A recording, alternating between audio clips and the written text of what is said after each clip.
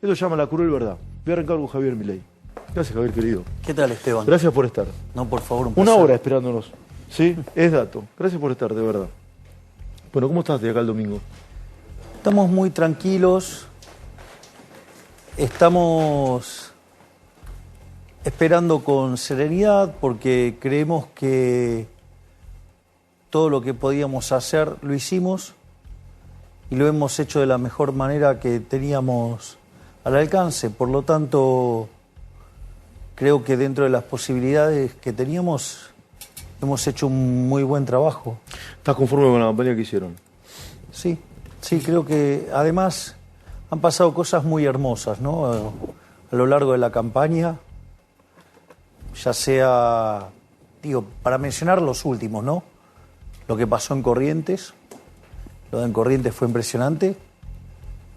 Creíamos que era difícil de superar lo de Corrientes y nos encontramos que en Salta llegamos al aeropuerto y del aeropuerto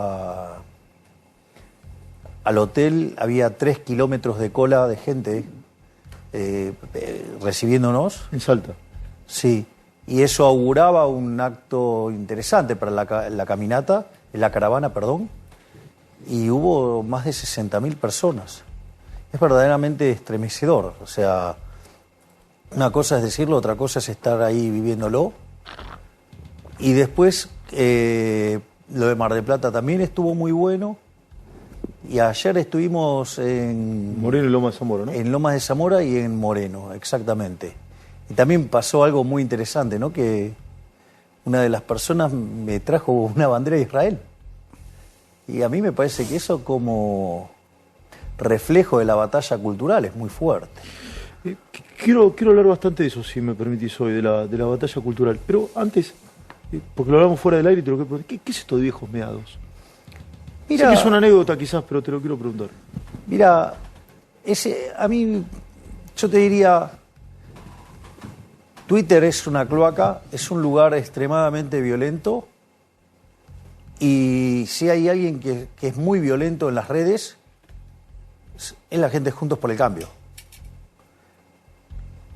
Que se caracterizan por esta situación fatalmente arrogante, como se vio en el video. Lo del video es muy fuerte, ¿no? Es decir, algo así, es una suerte de una falacia ad hominem, o sea, vos estás equivocado porque sos joven, sí, por decirlo de alguna manera.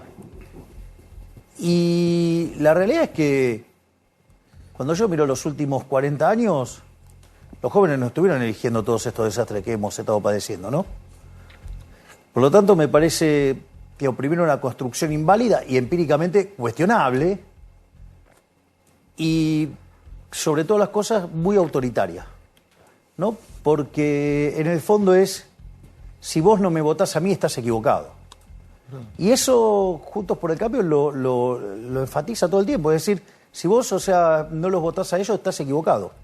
Y a mí me parece que no es así. Vos votás a quien se te dé la gana y después, digo, qué sé yo, es post la vida, ¿no? Porque también pudiste haber elegido el candidato ideal y pasar un montón de cosas que reconfiguró todo y también te pudo haber ido mal, a pesar de que eras un excelente candidato. Entonces, me parece que eso es una cuestión bastante fea, la del video. ¿Te molestó? No, lo entiendo como de quién viene. No se puede esperar otra cosa de Juntos por el Cambio. Que de hecho ni están juntos ni son el cambio tampoco. Así es que, nada, lo tomo como de quién viene. ¿Pero no hay gente respetable? ¿Algún gobernador, intendente acaso en Juntos por el Cambio, no? Sí, pero el problema es que cuando se juntan prefieren ir por la miseria. Prefieren comportarse como miserables. Y en forma individual se manifiestan de otra manera, me decís vos. Sí, individualmente se manifiestan de otra manera, pero cuando tienen que hacer cuando entran en el cálculo político, para ellos vale todo. Y para mí no vale todo. Para mí se juega limpio siempre. Y Juntos por el Cambio jugó sucio, decís vos. Sí, obviamente, sí. La cantidad de operaciones que me han hecho en el último tiempo es verdaderamente obsceno. ¿Qué es lo de la batalla cultural, Javier? Que se habla mucho, pero creo que nunca lo hemos conversado en tele. La batalla cultural tiene que ver con exponer frente a la sociedad los dos modelos que existen. A ver. Es decir, que por un lado vos tenés la tradición colectivista y por otro lado la tradición liberal. Y que yo creo que el sistema político argentino se debe a un ordenamiento de esas características. De hecho, una de las cosas que nosotros inferimos que va a ocurrir si nosotros somos acompañados en las urnas de una manera que lleguemos al poder, nosotros creemos que va a haber un cambio en todo lo que es el sistema político argentino. O sea, va a dejar de existir Juntos por el Cambio como existe hoy, va a dejar de existir el peronismo como lo conocemos hoy. Unión por la Patria tal cual está conseguido va a dejar de existir para vos. Exactamente, va a dejar de existir y creemos que va a haber un reordenamiento en función de esta visión de si vos querés estar del lado de la ciudad de la libertad o querés adherir a alguna versión colectivista. Y me parece que eso va a ser algo muy útil para que la gente cuando vote, no vote engendros diseñados para ganar elecciones, sino que vote una visión de cómo funciona el mundo y frente a eso, cómo se actúa. Y eso no es menor. Vos podés entrar a ver, la batalla cultural tiene distintos aspectos. La batalla cultural se volvió más relevante, si vos querés, a partir de 1989 con la caída del muro. Frente a esa situación, Castro se queda sin plata. Entonces necesitaba tratar de seguir sosteniendo su mentira comunista de alguna manera, pero para eso necesitaba alguien que la financie. Caída la Unión Soviética no tenía recursos. Entonces, en el año 1990 se juntan, arman el Foro de San Pablo y el objetivo era la Unión Soviética Latinoamericana. Y ese Foro de San Pablo se nutre, en términos teóricos, de todo lo que es el posmarxismo, que tiene que ver con, frente a la derrota en el plano económico del marxismo, lo que hacen es trasladar la lucha de clases a otras partes de la sociedad, a otros aspectos de la sociedad. Entonces aparece la pelea entre hombres y mujeres, que es el feminismo radical, porque el feminismo como causa original es una causa liberal, levantada a mediados del siglo XVIII por Jeremy Bentham. Aparece, por ejemplo, el hombre contra la tierra, ¿sí?, que es el ecologismo, donde su faceta más sangrienta es el aborto. Por ejemplo, negros contra blancos, o pueblos originarios contra los ocupadores, o todos los temas de las minorías, que en realidad es darle derechos que ya tenían. Entonces, cuando vos planteás eso, también hay una arista de esa batalla cultural que se da en lo económico. Ahí, sacando, acá que verdaderamente se atrasa mucho en el debate. ¿Tenemos un debate atrasado en Argentina? Sí. ¿Por? Porque los socialistas de distinto pelaje no cuestionan la productividad del sistema capitalista. Lo que cuestionan es que dicen que el sistema es injusto. Entonces, básicamente lo que quieren hacer es, en terminología de ellos, como domar a la bestia. De hecho, antes de meterme yo en política, una de las cosas que yo hacía dando charlas por el mundo es justamente explicar que no solo que el sistema capitalista es más productivo, sino que además es el único que es consistente con los valores morales. Yo no inventé nada, hay un libro maravilloso de un economista que se llama Israel Kirzner, profesor en la Universidad de New York, que se llama Creatividad, Capitalismo y Justicia Distributiva. Y él arranca el problema desde el minuto cero. Dice, mire, el sistema capitalista tiene todos estos logros que lo ponen muy por encima del sistema socialista. Pero se le achaca de que es injusto. Y él lo que dice es, bueno, si efectivamente el sistema está construido sobre bases injustas, no merece ser defendido. Y entonces él, utilizando el principio de apropiación de Locke y la idea de Hayek del mercado como proceso de descubrimiento, él llega a una noción sobre cómo funciona la economía de mercado, o de libre mercado, o de libre empresa, y demuestra que no solo que el sistema es más productivo, sino que además es el único que es moralmente correcto, que abraza los valores correctos. Entonces, eso lo que hace es que, digo, definitivamente vos defiendas el sistema, no por una cuestión utilitarista, sino moral. Sino porque abraza los valores morales correctos. Fíjate la discusión que yo planteo en términos de eliminar el Banco Central. O lo podés ver en cualquiera de mis discursos en la Cámara de Diputados o en los discursos de Victoria. Nosotros siempre hay una argumentación moral, hay una argumentación técnica y hay un remate político. Fíjate el caso de eliminar el Banco Central. El principal motivo que yo levanto, y es el que nadie me discute, y nadie se anima porque nadie le da la cara para hacerlo, yo empiezo al revés. Yo le pregunto a cualquiera de los muchachos, ¿quién de ustedes está a favor del robo? Sí, todos te vamos a decir que no. Ese es el primer argumento. Sí, lo explicás Bueno, muchas veces. pero justamente, el primer problema con el Banco Central es un problema de índole moral, que robar está mal. Es decir, porque si yo ahora agarro una fotocopiadora y empiezo a imprimir billetes y les quiero cambiar las computadoras, los vasos, los zapatos, el reloj, lo que fuera, por esos billetes, ¿no me lo vas a aceptar? No, estafa. Porque es una estafa. Ahora, y bueno, ¿y por qué lo puede hacer? ¿Por qué no lo puedes hacer vos, él o cualquiera de nosotros? ¿Y por qué sí lo puede hacer el Banco Central? ¿No te resulta raro? Se está violentando el principio de igualdad ante la ley.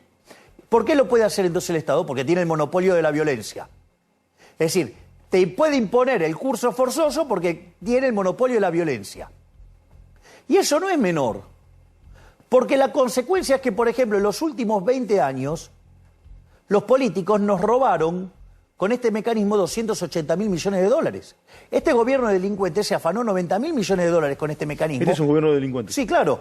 Y con todo aquel que te revienta con emisión monetaria es un gobierno de delincuentes. ¿Y sos presidente, los vas a denunciar? Vos sabés que es muy interesante. Hay un libro de Ricardo Manuel Rojas que se llama La inflación como delito. Sí, me lo regalaste y lo leí. Claro. Bueno. En el primer programa que hice en esta casa. Él, digamos, justamente el argumento es mostrar que es un delito la emisión de dinero.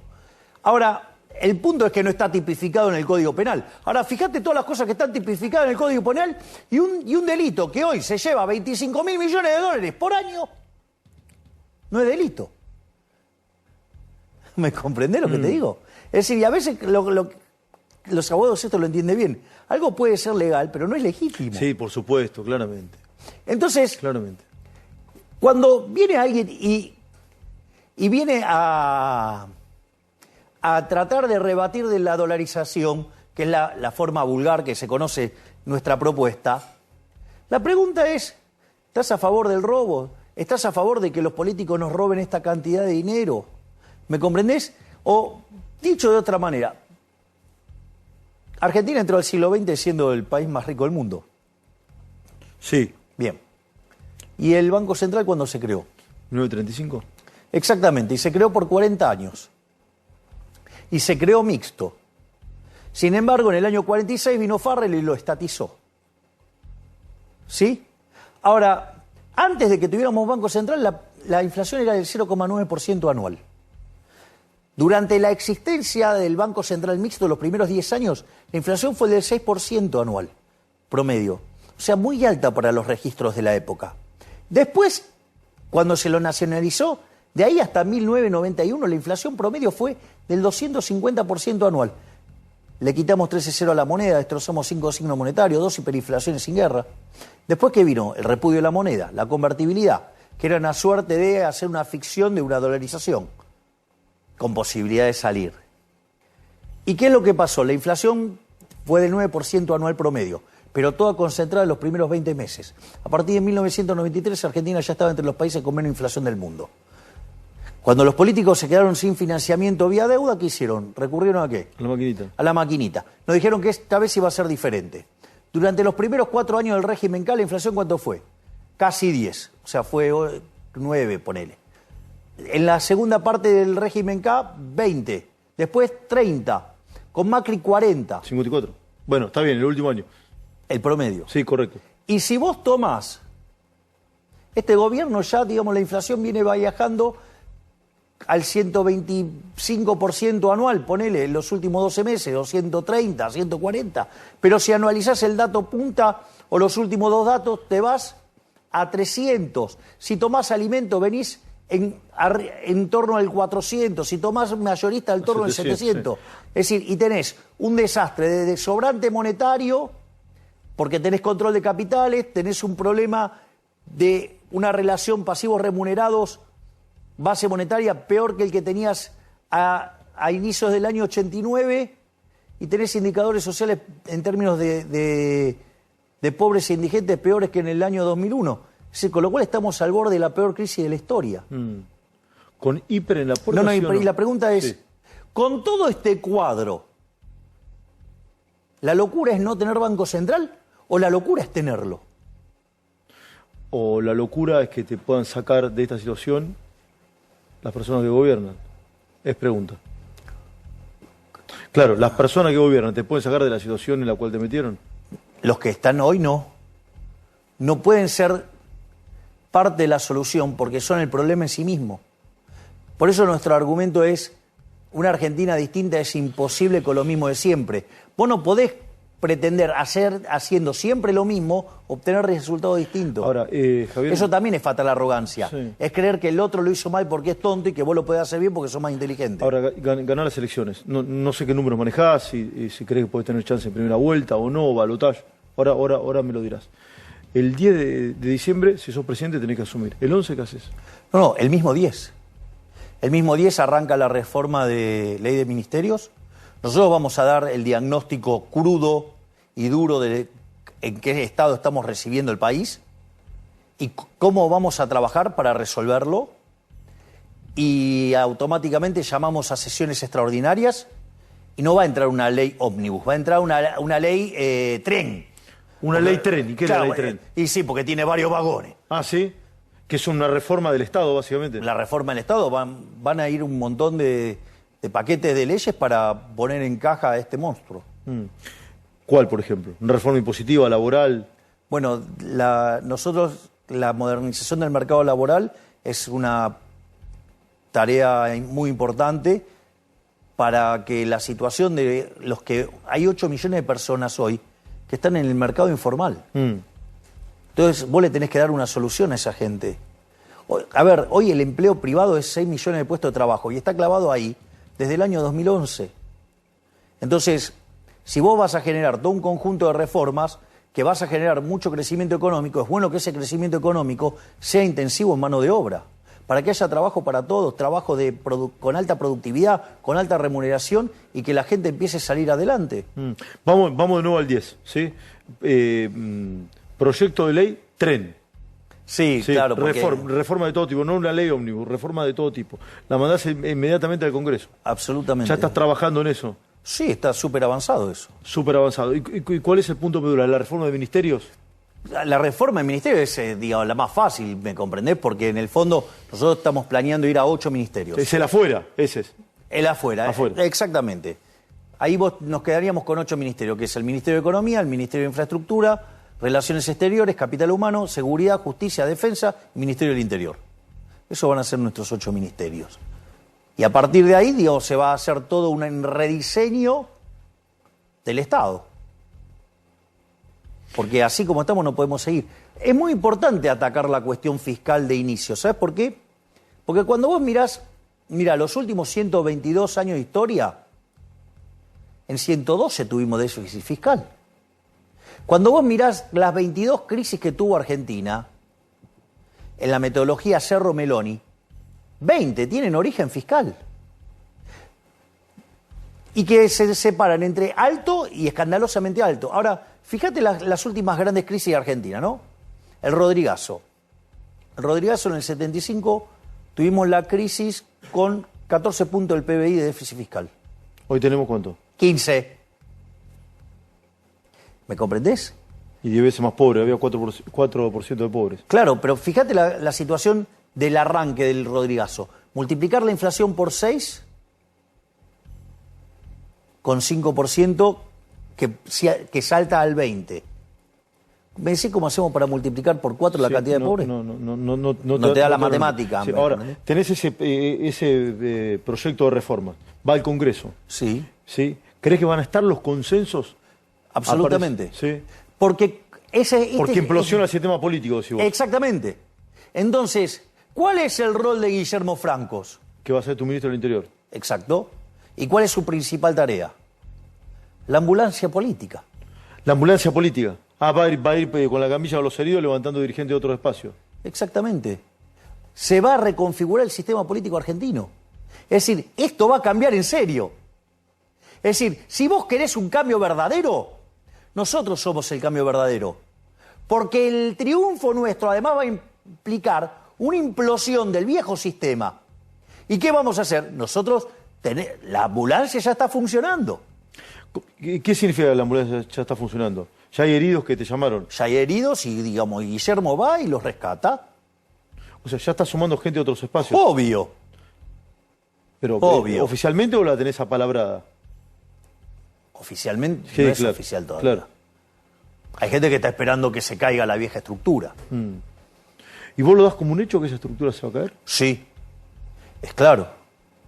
Porque no solo fracasaron en los resultados, sino que además fracasaron políticamente. Porque vino un outsider y en 2 años los desplazó a tipos que están apoltronados hace años. Sí. Ahora con la ambulancia, va Franco con la camilla.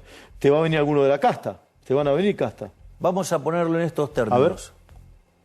La pregunta es, suponete que vos fueras un votante de Milei. Sí. Perdón por la incomodidad No que pasa pueda nada, generar, no pasa pero nada. sabes que es un ejercicio, ¿no? No pasa nada. No, bueno, viste que hay gente que se No, pone... a mí no, yo no tengo ningún tipo de problema. Ah, bueno, pero Sí. yo pido la disculpa del caso de antemano. No pasa nada. Suponete lo siguiente, que vos fueras un votante de La Libertad Avanza. La pregunta es, vos me elegís a mí para hacer purismo teórico o para resolver problemas. Yo entiendo que la mayoría de la gente te va a votar es para resolver los problemas de la Argentina. Sobre Bien, todo exacto. económicos. Entonces, es mi lectura. todos aquellos que se quieran sumar al proyecto que abraza las ideas de la libertad y que fue el que pusimos en marcha en 1860 y de ser un país de bárbaro en 35 años nos convertimos en la primer potencia mundial y que aspira a un futuro mejor para que dentro de 35 o 45 años seamos una potencia mundial. Todos los que quieran venir van a ser recibidos y todos los que quieran trabajar por esta Argentina liberal los vamos a recibir y les vamos a dar lugar, porque creer que esto se resuelve con 3 iluminados desde un escritorio es un poco naif. Hoy es el Día de la Lealtad, Javier. ¿Sí? Es un día importante para el peronismo. ¿Cómo es tu vínculo con el peronismo? A ver, yo creo que hay una parte del peronismo que está en condiciones de sumar. Hay un sector del peronismo que está en condiciones de sumar. Que claramente no son los kirchneristas. No son los kirchneristas. Que nosotros venimos, fíjate esto, nosotros de hecho venimos a terminar con el kirchnerismo. O sea, nosotros somos la única fuerza que puede terminar definitivamente con el kirchnerismo. No es que nosotros necesitamos mantenerlos vivos para tener con quién confrontar discursivamente sin hacer propuestas. Nosotros venimos a terminar con el kirchnerismo. Somos la única fuerza en condiciones de terminar con el kirchnerismo. No solo, es más, Carolina Píparo, en la provincia de Buenos Aires, está cerca de darle el golpe de gracia al kirchnerismo. Vos decís que tenés algo así, dijiste el otro día, que tenés como el ataúd para el kirchnerismo. Nosotros somos los que le venimos a poner la tapa al ataúd del kirchnerismo, sí, claro. ¿Y Massa está en ese kirchnerismo o no? Es un problema de cómo él resuelve internamente sus cuestiones. Él sabrá que, digamos, eso no es un problema mío, un problema de él. No, por supuesto. Sí, te lo pido como lectura. No sé, digo, qué sé yo. Es un problema de él. Yo no me meto en lo que hacen los otros espacios. Ahora, Javier, Digo, bastante tengo por no, resolver lo que están en el mío. Ya lo sé, que ahora te vamos a hacer algunas preguntas vinculadas con eso. ¿Qué paciencia querés que tiene la sociedad? Porque vos hiciste un montón de propuestas, pueden gustar mucho o poco nada, pero las hiciste. Somos el único espacio que hizo propuestas. Sí, las El explicaste. resto lo único que hizo fue mentir sobre nuestras propuestas. Marcaste la gente, eso es cierto. Se llama falacia del hombre de paja. Sí. Fraccionaron videos o declaraciones y nos pegaban con argumentos recortados para inventar una crítica, ¿no? Bien. Vos decís, reformas son ambiciosas, rupturistas, controvertidas para algunos les pueden gustar mucho, poco o nada, pero están planteadas. Muchas reformas son radicales. ¿Crees que la sociedad va a tener paciencia o no? ¿Qué ves sobre ello? Mirá, Porque la expectativa, por lo menos del sector duro de tu votante, es alta. está bien, pero nosotros nunca dijimos que esto se resolvía de modo instantáneo. Es verdad. De hecho, nosotros hemos planteado un programa a 35, 45 años. ¿Querés poner el promedio? 40. Y hemos explicado cómo es esa transición. Esto no... creer que es instantáneo es una... Ahora, es parte, de la falacia del hombre en paja que nos inventaron desde otros espacios, ¿no?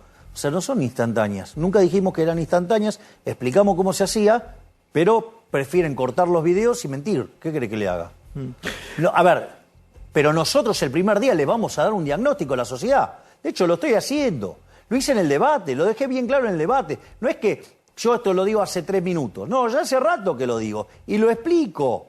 Y yo digo, fíjate esto, es la primera vez que hay un candidato con posibilidades de llegar a la presidencia que dice que va a ajustar, que va a abrazar la idea de la libertad. Digo, es absolutamente impensado esto. Es decir, de todas partes del mundo están estudiando esto. Pero claro, nosotros, cuando hablamos de ajuste, nosotros especificamos quién es el que paga el ajuste. Acá históricamente siempre lo pagó el argentino de bien, el que labura. No, esto no es así. No va más eso. ¿Quién lo paga ahora? Lo va a pagar la política. ¿Quién lo va a pagar? La casta. Es decir, lo van a pagar los políticos ladrones, lo van a pagar los empresarios prebendarios, lo van a pagar los sindicalistas que entregan a sus trabajadores, lo van a pagar, los periodistas ensobrados, ¿sí? Los pauteros, o sea, los corruptos, y lo van a pagar los profesionales corruptos, que viven de mantener viva la llama de la religión del Estado. Hay una religión del Estado. Sí, claro, obvio. Y porque de eso comen. ¿Come más gente de la que vos querés del Estado o no? Sí, obvio, come un montón de gente del Estado.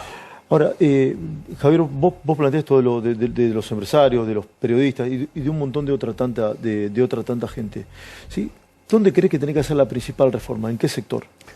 No, la principal reforma, la madre de todos los males, es el Estado. El Estado no es la solución, el Estado es el problema. La madre de todos los males es el Estado. Es el Estado. Sí. ¿Hay que dinamitarlo el Estado? Hay que llevarlo a la mínima expresión posible, pero sin que ello violente la sostenibilidad. Porque vos podés hacer un ejercicio teórico, ¿sí? Pero después la vida real no es sostenible.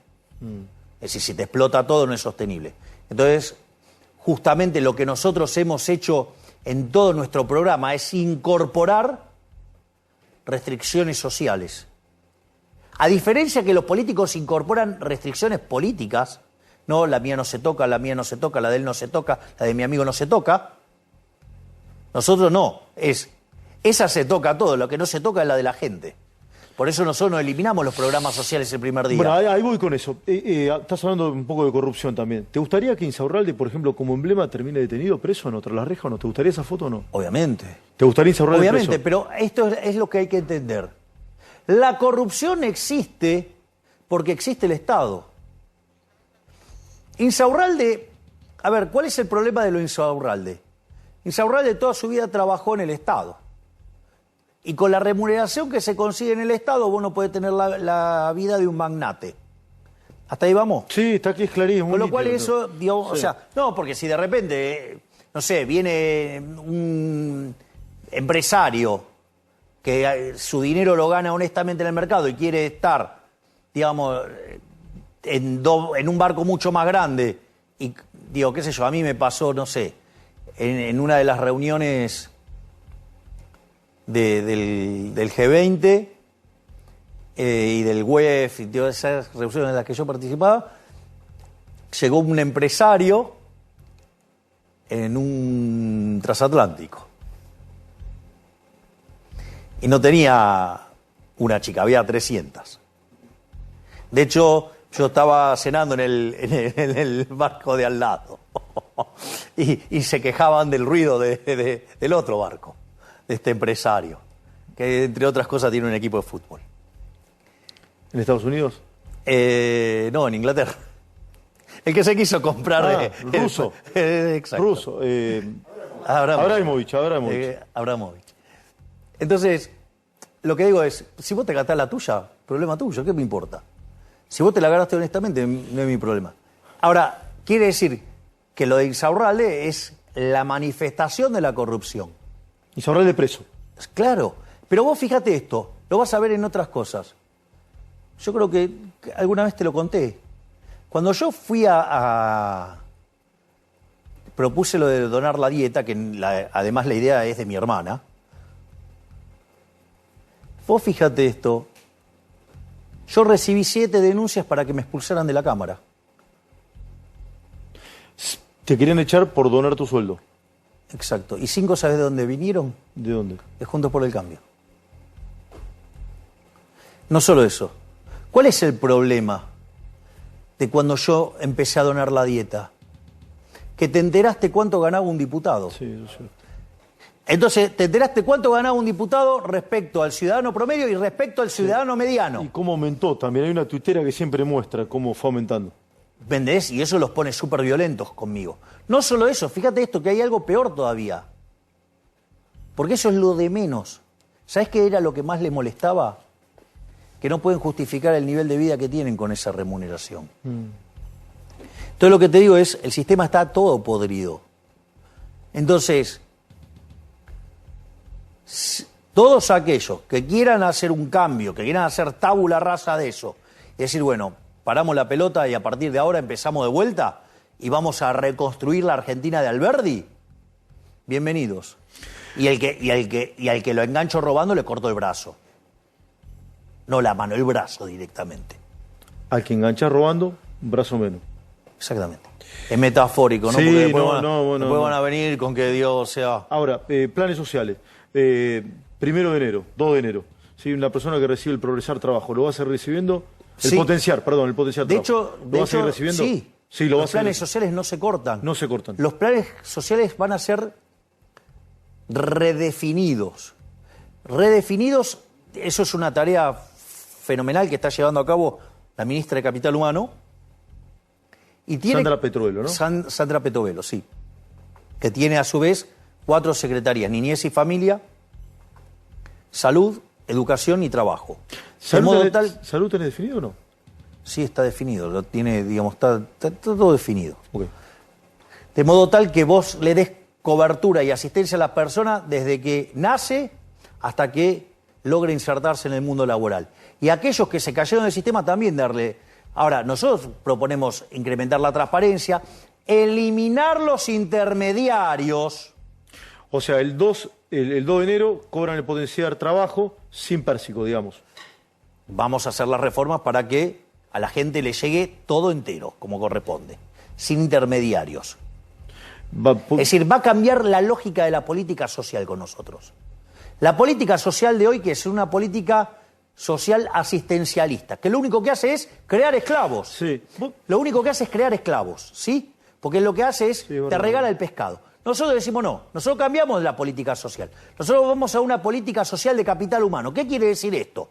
Que nosotros te vamos a enseñar a pescar, te vamos a enseñar a hacer la caña, y si es posible, nos encantaría que te conviertas en un empresario pesquero. Sí. ¿Ok? Entonces, lo que nosotros estamos pensando es una política social destinada a crear capital humano, que en el colateral, el efecto colateral de esto, es que vos creás individuos libres y no esclavos. Ahora, ¿entendés que es revolucionario? Sí. Pero nadie se queda fuera del sistema. Nadie se va a quedar fuera del sistema. Exactamente, nadie se queda fuera del sistema. Vos sabés que nunca te lo pregunté, te entrevisté varias veces acá en la otra casa y nunca te lo pregunté. Para mí es muy nítido, pero te le voy a hacer la pregunta. ¿Vas a privatizar la educación? No. ¿Va a privatizar la educación? No, eso es falso. ¿Vas a privatizar la educación? No. la educación en Argentina es pública. Sí. Puede ser de gestión estatal o de gestión privada. Exacto. Nosotros cuando pensamos el Estado, si vos querés, esto podría inexorablemente tengo que ir a la teoría. Vamos. Es como pensar un debate entre Rawls y Hayek o entre Rawls y Nozick. Y cómo vos lees el Estado. Yo creo que el que lo presenta con más claridad es Hayek. Hayek tiene un libro maravilloso que se llama Los Fundamentos de la Libertad. Ese libro son 3 libros. Viste que antes era, bueno, La riqueza de las naciones son 5 libros, o sea, antes se escribía así. Entonces cuando vos lees los 2 primeros libros, lees Hayek y tenés la sensación que estás leyendo Rothbard. Parece anarcocapitalista Hayek en los 2 primeros tomos, o los 2 primeros libros. Cuando vas al tercer libro, dice, bueno, pero la gente quiere Estado. ¿Pero qué es la gente quiere Estado? La gente lo que quiere es un seguro. Entonces, vos lo que le resolvés con el Estado, si vos querés, es el seguro. Entonces, cuando vos lo entendés como seguro, entendés también el problema de Argentina. A ver, fíjate que yo esto se lo planteé en el debate. A quien más violentamente se lo planteé es a Massa, ¿no? Porque Massa en un momento, no sé, que me vino con los de la cardiopatía congénita. Y yo les planteé el disparate, ¿no? Porque fíjate esto. Yo tengo salud pública. Sí. Yo necesito hacer una ley para que la salud pública haga lo que tiene que hacer. Es un disparate. Y va de suyo que no. Y bueno, esa ley significa que vos le obligues a los hospitales a hacerlo. Pero entonces no lo hace, entonces hace mal su trabajo. Yo he escuchado, te lo quiero preguntar esto, pero que está ligado con esto. He escuchado en otro programa que me dijeron, pero va a sacar el calendario de vacunación. No, ¿cómo vas a sacar? Es una locura. Bueno. A ver, vamos, se llama falacia del hombre y la paja. Y lo que quieren hacer es crear un monstruo porque quieren asustar a la gente. Bien, seguí que te interrumpí con eso, me parece importante. Entonces, ¿qué es lo que sucede? Nosotros estábamos con el tema de la educación. Sí, la educación y el Estado. Claro. Entonces, lo que nosotros... Y yo estaba hablando del tema de como un seguro. Y lo que fue el debate con Massa. Entonces, fíjate que en ese sentido le digo, a vos tu mentalidad estatista te está contaminando, le digo. Y explico esto de la ley, que era un contrasentido, porque hace una ley para que funcione algo que creaste por ley. Entonces quiere decir que lo hiciste mal. Y lo hiciste tan mal, el mejor indicio de que el Estado argentino es un Estado fallido fue lo que te pasó en la pandemia. Si nosotros hubiéramos hecho las cosas como un país mediocre, hubiéramos tenido 30.000 muertos. ¿Cuánto tuvimos? 130.000. Sí, un poquito más. Motivo por el cual yo acuso a este gobierno de gobierno genocida que mató a 100.000 personas. ¿Por qué? Porque me cobran una prima altísima. Y cuando se da el siniestro, falla. Cuando me cobran la prima para la seguridad y el país es un baño de sangre, otra vez, digamos, me falló el modelo. Y en realidad esto es independiente, digo, que esté de un bando o del otro. Por eso el verdadero cambio somos nosotros. ¿Qué? Porque ninguno... A ver, los otros se prestaron en la pelota durante los últimos 40 años y no arreglaron los problemas.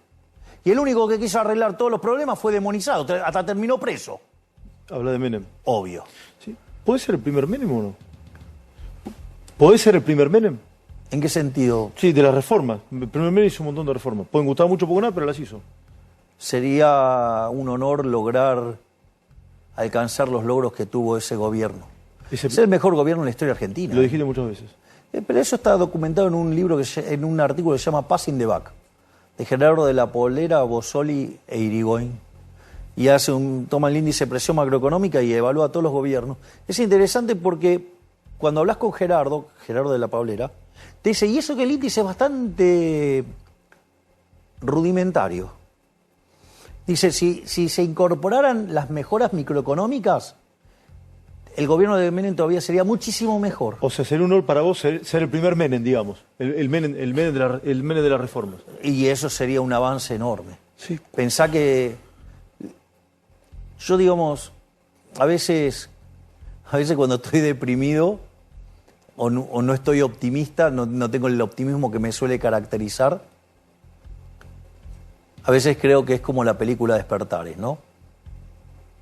Venías de una decadencia furiosa, vino alguien que hizo el esfuerzo de poner de vuelta en pie el país y después volvió a la izquierda de la mano de los Kirchner y arruinaron todo. Hablando bien, ¿vas a privatizar YPF? La idea es que una vez que la empresa se ponga en valor, privatizarla. O sea, para venderla a un precio competitivo. Exactamente. No como el desastre que hizo Kichilov, que digamos, la trajo a las manos del Estado. Tenemos un juicio millonario en puerta, y no solo eso, sino que además perdió el 90% del valor. ¿Qué número manejas para el domingo? Sos fanático de los números, sos un tipo muy metódico. ¿Qué número manejas para el domingo? Mira, nosotros tenemos que... Aún no estamos en primera vuelta, pero que el error estadístico nos podría, de salir hacia nuestro lado, nos podría poner en primera vuelta. ¿Tenés miedo que te afanen en boletas o no? Sí, y por eso estamos haciendo un trabajo enorme en términos de fiscales. Estamos sumando a un ritmo de 3.000 por día. ¿Es cierto que imprimen boletas con tu cara y que son falsas? Sí, lo hacen para engañar a la gente y hacerle trampa. ¿Y en qué lugar pasa? Tengo entendido que en La Matanza, por ejemplo. Pasa por todos lados. Las trampas están en todos lados, Esteban. ¿Este sistema político es tramposo, Javier, o no? Sí, claro. Claro, porque es un gran negocio. Entonces, con tal de retener el poder, son capaces de cualquier cosa. El mejor reflejo de eso es la campaña sucia que recibí. No hay registro histórico de una campaña sucia como es la que se me hizo a mí durante todo este periodo. ¿Y alguien sufre al lado tuyo? Hoy tu pareja, hijos no tenés. ¿Alguien sufre al lado tuyo eso o no? Mira, claro que sufren. Digo, cuando vos ves tu hermana, tus viejos. Cuando vos ves cómo mienten acerca de las mentiras que dicen sobre mí, pero bueno, nada, ¿sabes qué? Era mucho más fácil que me quedara como esos salames que creen que metieron 3 tweets y cambiaron algo. Mira, esto es así. Cuando vos vas a la cancha a ver a Argentina, es divino ir a ver a Argentina. Sí. A mí me gusta ir a ver Estudiante igual. Puedo poner un Estudiantes más acorde a la época que yo me pueda acordar. Lo que vos quieras. Digo, vos ves el colorido de la tribuna, los cánticos y todo lo que quieras. Pero en ese Estudiantes de Bilardo, Sí. del 82, ¿no? Sí, 82, 83, bien. Digo, vos por más que te pusieras a gritar en la tribuna, no, la pelota no se mueve. Es verdad. Los goles lo hacía Gotardi o Trama. Sí, muy bien, sí. Estuve bien, ¿no? Sí, ¿Querés perfecto. que te mencione el mediocampo? Perfecto, dale. Con Troviani, Russo, Isabela. Muy bien, y Ponce, muy bien. El Bocha Ponce. Muy bien. ¿Viste? Algo me acuerdo. Sí. El arquero era del Ménico. Sí, claro, muy bien. Algo- Muy bien. Pero bueno, dije, Y el Tata Brown bilardista. era el capitán de ese equipo. ¿Cómo? Y el Tata Brown era el capitán de ese equipo. Sí. Y Cooper jugaba... No, Cooper jugaba Ferro. ¿Cómo era? No, el que... Camino. Camino jugaba de 4. Jugaba de 4. Exactamente. Y los números eran 2, 3, 4, Sí, 5. sí, es verdad, es verdad. No se usaban Sí, con... Sí, eran correlativos. Exactamente, ¿viste? Mirá cómo me acuerdo. Sí. Y vos decías que no te quisiste salir de la tribuna para ir a hacer el gol. Vos puede ser muy linda la tribuna, pero poné la pelota en el medio y decime si logra mover la pelota gritando desde la tribuna. Y En Boca los goles lo hacía Palermo. Sí. Sí. ¿Y quién va a ser tu Palermo en el gobierno?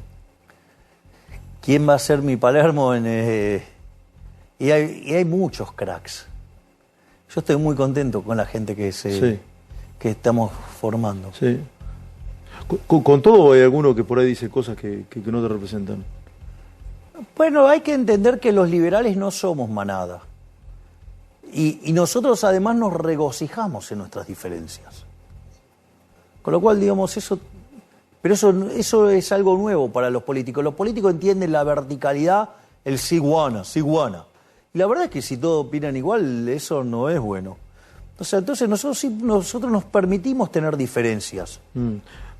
Por último, Javier, agradeciéndote. Mañana cerrás en Mañana En el cerramos Movistar en el Arena, Movistar sí, Arena. una particularidad, yo lo destaqué hoy en la radio, que va a ser la primera vez, creo que en la historia de la democracia reciente, que un catedrático, un académico, va a ser el principal orador, o después de vos el principal orador, ¿no? Sí, tenemos...